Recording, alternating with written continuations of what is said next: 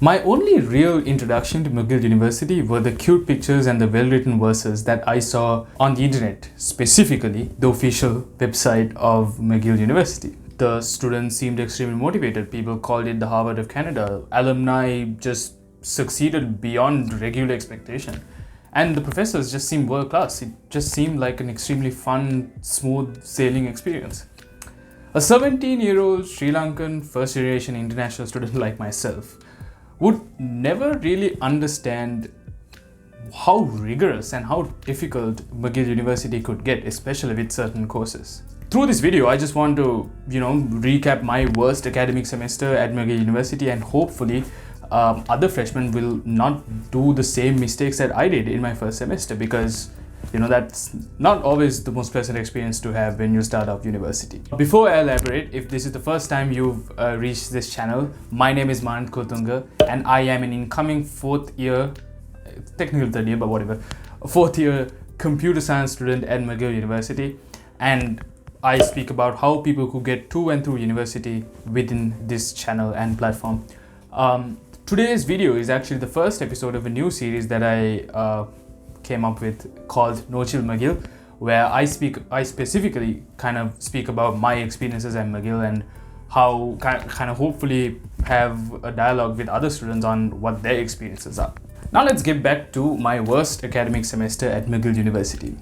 So for the last 4 semesters, I've been able to do decently well. I got a 4.0 out of 4.0 this semester. Yay.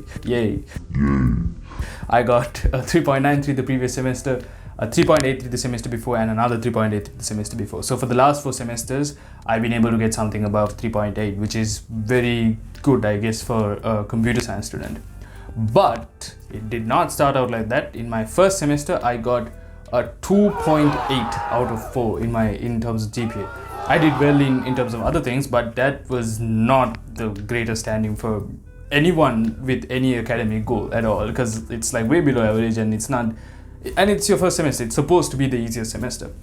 So if I look back, I think I made a bunch of mistakes, and I want to take you through it. I think I could classify to 3 main mistakes that I made in my first semester, and hopefully any incoming first year students would not make these mistakes. Mistake number 1 from my end was underestimating the intensity of testing at McGill University.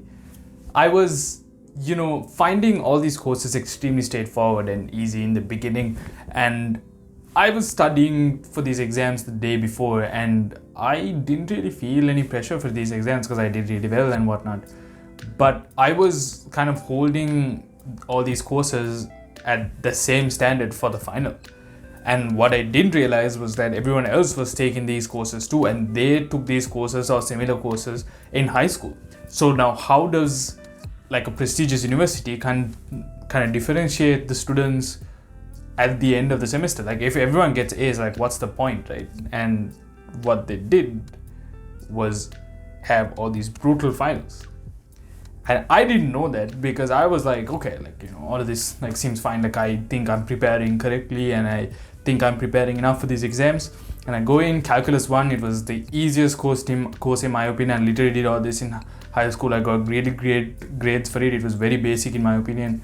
And then the final came, and those 3 hours were the most horrifying, horrible, terrible 3 hours that I've spent in my life. Maybe I'm exaggerating, but it just didn't feel good for all those 3 hours, because I was just lost, and I was almost about to just break down in that exam hall. I almost thought I failed. Yeah, and this is the most basic calculus course ever, and I was terrified because I was wondering, okay, if this is the most basic one, how am I ever going to survive McGill in general? And I was having so much of self-doubt and all of that. But what you really need to remember is, if you prepare for these exams in a rigorous way, where you're in touch with your subjects, and you're giving the subject a respectable kind of amount of time, you're not gonna fall off. So the whole point is you shouldn't really take things really easy, and you need to understand that at universities like this, testing could be hard, so you need to be prepared for much more than the basic theory that you're going to learn in class. And I learned that the hard way, and I don't want you to go through that, because it's not the greatest feeling. Mistake number 2 from my end was that I tried to do everything alone. Every single kind of like assignment or every single task that I had in terms of academics alone. Sure, I asked like a couple of friends things if I was extremely lost, but I never really partnered up with people, or I never really focused on building relationships, because when you're in high school and that's the last academic setting yet you were obviously adjusted to, there was no real kind of collaborative culture back in high school where you sit through a course or like a subject from beginning to end with a certain bunch of people who you refer to as your friends, because it was like an extremely competitive setting, at least for me when I was in high school. So everyone was really competing for marks or whatever. Maybe people would discuss before an exam or maybe like closer to exams, but no one it was very like secretive, and people kind of went about like their work in their own private manner.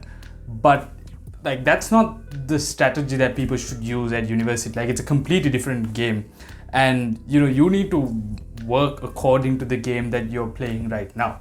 And I never really like kind of took that into consideration, or I never really like thought, okay, I might need help or whatever. I did things on my own. I just studied through on my own. And what we don't realize is that there are a lot of bad habits that we bring from high school, or there might be certain study techniques or certain ways of thinking about certain problems that we might not be aware of, just because we come from a specific culture. And a lot of people think in these like societies and things of that nature in the same way. If you're in one school, people are probably going to think the same way. But if you meet people from other cultures and like just other schools or other surroundings, or just other countries and nationalities in general, your mind is going to expand about like how you can assimilate information and things of that nature. So that's what I didn't do, and I was just like spending time alone, and it just felt lonely and I felt very helpless.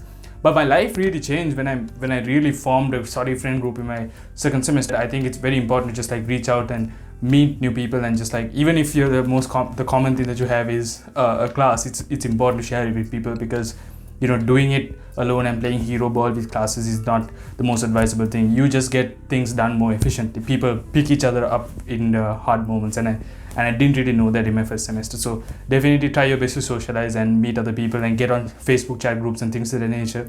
It's important and it goes a long way for sure.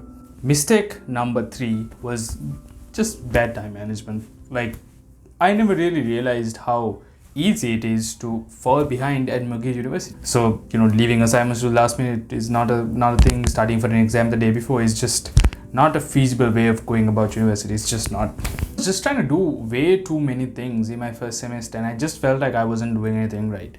I mean, all these things that I ended up doing my first semester contributed to my success down the line, but I was going to events, I was going to hackathons, I was going to networking kind of arenas, I was doing all these side projects, I was trying to start up like a business on the side. I was doing all sorts of stuff, and the problem is I was just trying to do all of that every day, and I was giving almost something like almost minimal effort to my education, just because I felt like it was a sidebar thing, because I knew that like my GPA is not going to take me like all the way in terms of like my career options, so I ended up neglecting it. But that's not what should happen. Obviously, a balance should happen where you're going to do both things and you're going to work hard in both things. So the whole point is like I do all these activities now, and I do all these like extracurricular stuff or like internship related work right now. But the only difference is that I think I know better on how to kind of like choose my moments and like choose when to attend certain things and choose when to say no, and when to say like I can't take up this responsibility at this specific time, and to have conversations like that, and to have a very respectable kind of like dialogue with people about the kind of responsibilities you can take as a student at university. Because sometimes we all try to do it all and we end up doing nothing right, and that's not the right way to go about it. You need to kind of like utilize your energy very, very, very intentionally, if that makes sense. I was doing, and I think the tip that I could give to any freshman is to just like do everything intentionally. Understand what the benefit and the cost of every action you're taking is, whether it's studying at a specific time or going for this respective event. There's always an opportunity cost, because you're surrounded by like a large set of like options that you have in terms of what you can do with your time. So definitely understand the benefit, like the cost and the benefit of like everything that you do. And if you do things much more intentionally, you're going to have overall success, and you're also going to know when you can have free time and whatnot. And another thing, of course, is that you need to prioritize your sleep. I think there's this very horrible, toxic non-sleep culture at these universities, and people glorify that. Don't fall into that. I think utilizing sleep is extremely important, and working very efficiently for the rest of the day is how you're going to have long-term success. It's not a sprint, it's a marathon. So just make sure that you're not sacrificing on your sleep at all, because it's just not worth it. Trust me. So that's basically it in terms of my experience as my worst academic semester. Obviously, clearly I kind of bounced back, and I have achieved a decent amount of success in my opinion. I try my best to stay as humble as I can, because I don't want to be complacent and be slacking off, because my career is like, there's like 20-30 years left in my career. But I hope that was insightful, and I hope that anyone who's coming in might benefit from all of this. But yeah, that's the end of this video, and thank you for watching if you reached this point, and subscribe if you like more videos of this nature. I'll see you soon.